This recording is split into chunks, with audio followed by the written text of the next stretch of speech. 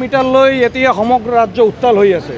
Smart মিটাৰৰ নামত ৰাইজক যেনেকুৱা টেটু চেপা দিছে এইখন বিজেপি চৰকাৰে, ইয়াৰ কোনো তুলনা হোৱা নাই। মানুহে মানে আজিৰ দিনত এসাঁজ নাখাই হ'লেও স্মাৰ্ট মিটাৰৰ বিদ্যুৎ বিল পৰিশোধ কৰিব লাগিব।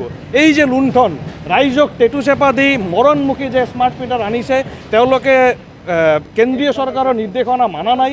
অসমৰ বিজেপি চৰকাৰে আৰু মানে এধাপ আগুৱাই গৈ পেলাই যি ফেচিষ্ট ধৰণৰ কাম কাৰ্য আৰম্ভ কৰিছে, আমি তীব্ৰ বিৰোধী কৰিছোঁ। CPIMৰ বঙাইগাঁও আঞ্চলিক জিলা কমিটিৰ তৰফৰ পৰা অনতিপলমে দাবী জনাইছোঁ, স্মাৰ্ট মিটাৰৰ নামত ৰাইজক লুণ্ঠন কৰা বন্ধ কৰিব লাগে, স্মাৰ্ট মিটাৰ অনতিপলমে আঁতৰি পেলাব লাগে। সকলো দল সংগঠনে ওলাই আহিছে, আমিও কিন্তু বহি থকা নাই। স্মাৰ্ট মিটাৰ আমি মানি নলওঁ, একদম চিধা কথা কৈ দিছোঁ। বঙাইগাঁৱত আজি প্ৰতিবাদ হৈছে।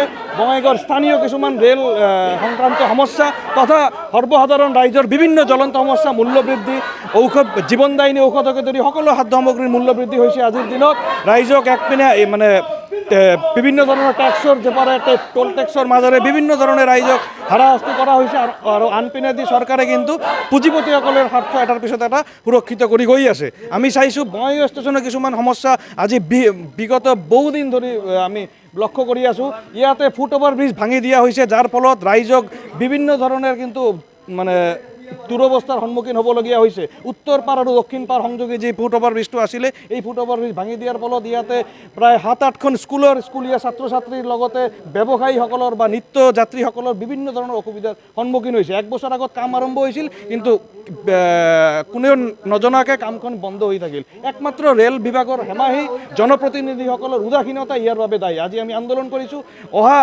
ফুট অভাৰ ব্ৰিজটো নিৰ্মাণ নোহোৱালৈকে CPIMৰ এই আন্দোলন চলি থাকিব। ইয়াত আমি দাবী জনাইছোঁ দূৰণিবতীয়া ৰেল এখন ষ্টপেজ দিব লাগে ৰাতিৰ ক্ষেত্ৰত, আৰু দাবী জনাইছোঁ বঙাইগাঁও ষ্টেচনৰ পৰা টিকিট দিব লাগে, যি পেচেঞ্জাৰ NGP পেচেঞ্জাৰৰ ইয়াৰ পৰা ইয়াৰ টিকিটটো বঙাইগাঁও ষ্টেচনৰ পৰা দিব লাগে। এইকেইটা দাবী লৈ আৰু বিভিন্ন ৰাজ্যৰ বা দেশৰ জনসাধাৰণৰ জ্বলন্ত সমস্যা লৈ আমি আন্দোলন কৰিছোঁ। অনাগত দিনত আমি আমাৰ দাবী পূৰণ নোহোৱালৈকে আমাৰ সংগ্ৰাম আমি কৰি যাম অব্যাহত।